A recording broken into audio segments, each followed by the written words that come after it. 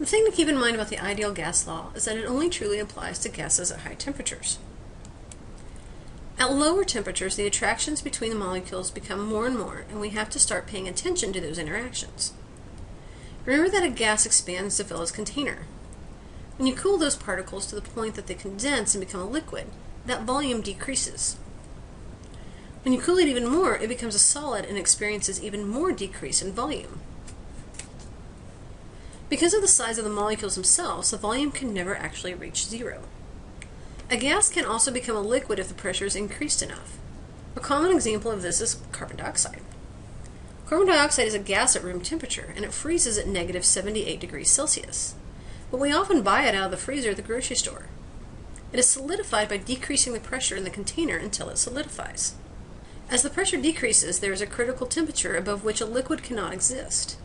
If the pressure is high enough, the gas will have a density of a liquid but will not condense. Critical pressure is the minimum pressure needed for liquid to exist at the critical temperature.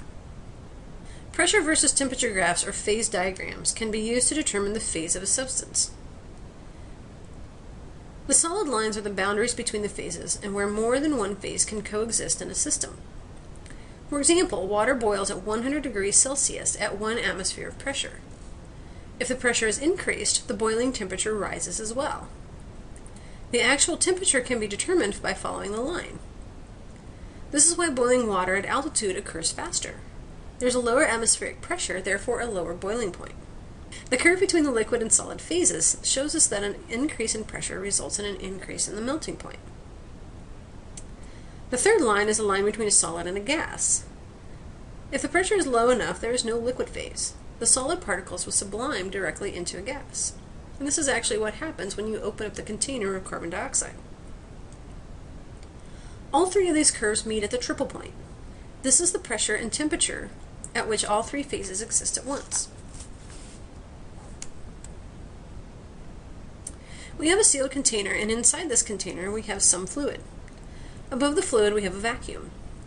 Now remember, at any given temperature the particles have a certain distribution of speeds. The thermometer gives us an idea as to what those speeds might be.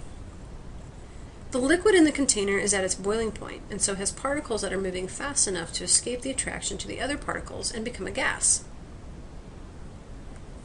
Remember that the temperature at which boiling occurs is also the temperature at which condensation occurs. At the same time, there are gas particles that are moving too slowly to remain as a gas, and therefore condense into liquid form again. So the combination of temperature and pressure is just right to allow the same number of particles to evaporate that condense. This is what we mean when we talk about equilibrium. If we were to increase the temperature, particles would move faster than they were before, and therefore leaving the liquid faster. Now we have more gas particles, which will increase the pressure. This will cause the particles to condense faster as well. As a result, the gas and liquid are again in equilibrium.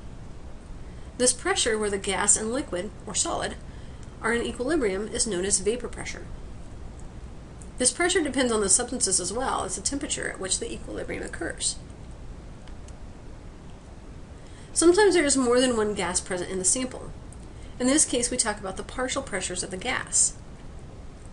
The total pressure of all of the gases is simply the sum of all of the partial pressures of each gas. This just means that each gas exerts its own pressure on the container.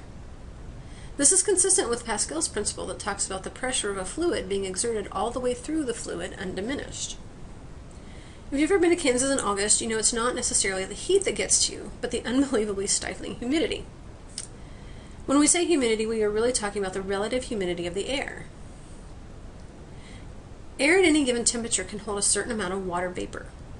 If the air is saturated, it is holding 100% of the amount that it could hold, so the relative humidity at that point would be 100%. At that point, no more evaporation can occur.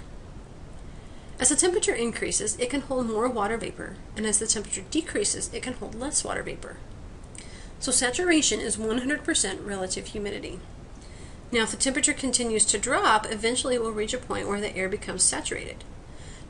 This happens because the temperature has changed, not because more water vapor has been added. This temperature is known as the dew point.